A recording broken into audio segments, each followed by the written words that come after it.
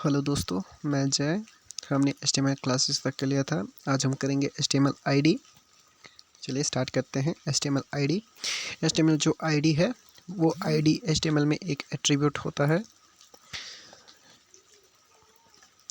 जो हर एक एलिमेंट को एक यूनिक ID या बोलें तो एक नाम देता है, जिससे कि हम उस एलिमेंट को जावास्क्रिप्ट बोले या तो CSS के अंदर एक्सेस कर सकते हैं।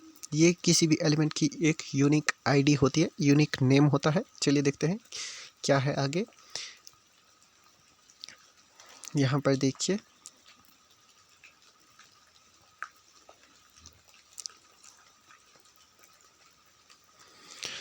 ये है एक एग्जांपल। इस एग्जांपल में जो हेडिंग टैग है उसकी एक आईडी दी है माय हेडर। हेड आईडी जो है मेनली एक एट्रीब्यूट है जो कि एलिमेंट होता है, उसको एक यूनिक नेम या आईडी देता है। तो अगर हम उस एलिमेंट को CSS के अंदर एक्सेस करना चाहते हैं या उसको CSS के अंदर सिलेक्ट करना चाहते हैं, तो उसके लिए हम जैसे माय हेडर एक आईडी इधर लिखी है, ऊपर स्टाइल करके CSS में देखेंगे हम स्टाइल टैग के अंदर हैश करके माय हेडर सिलेक्ट किया गया है।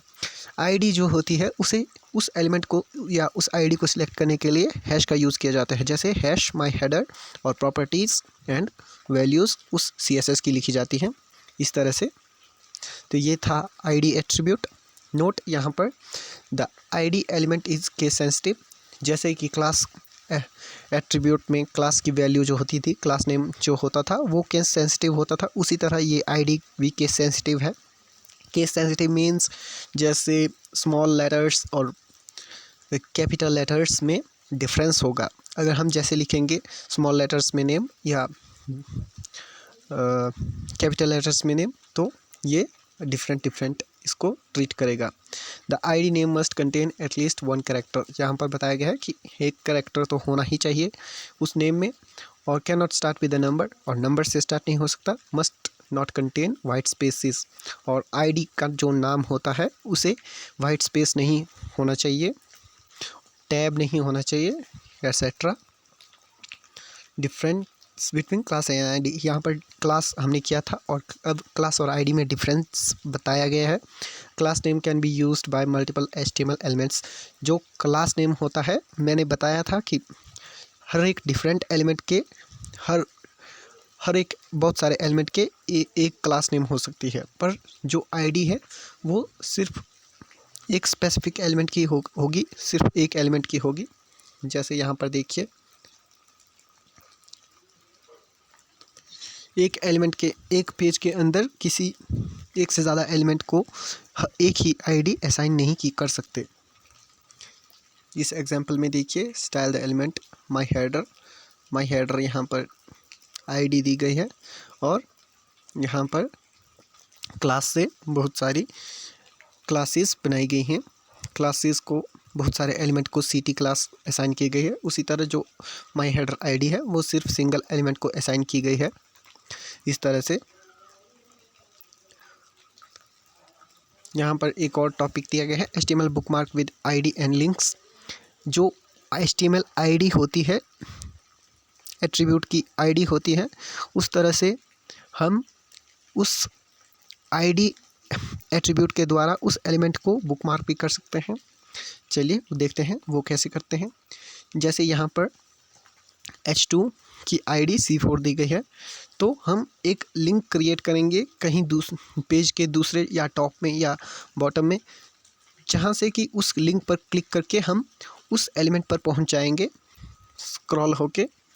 ये देखिए, जैसे ऊपर एक आईडी क्रिएट की गई है एलिमेंट की आईडी, तो उस आईडी को एक लिंक में कैसे डालेंगे, एक लिंक क्रिएट करेंगे, उस लिंक के हाइपर रेफरेंस में उसके पाथ की जगह हैश करके उस आईडी को लिखा जाएगा C4 जैसे।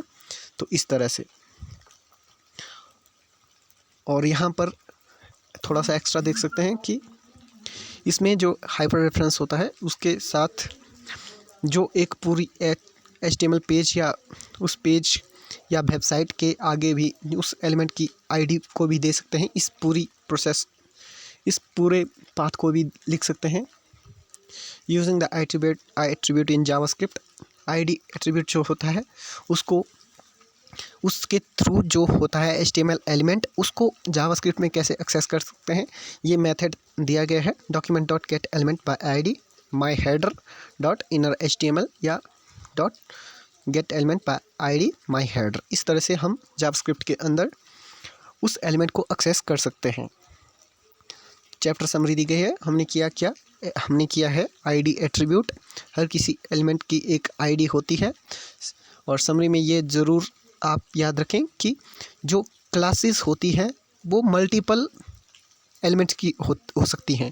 जो आईडी होती है वो सिर्फ at a time one element की हो सकती है। हर एक एलिमेंट की अपनी एक यूनिक आईडी होगी, पर हर एक एलिमेंट की बहुत सारी क्लासेस हो सकती हैं। तो इस वीडियो में इतना ही, मिलेंगे नेक्स्ट वीडियो में, तब तक के लिए बाय। अगर आपको किसी भी तरह की प्रॉब्लम आ रही हो, समझ नहीं आ रहा हो, तो आप कमेंट कर सकते हैं, मैं आपको उनके रिप्लाई ज़रूर दूंगा।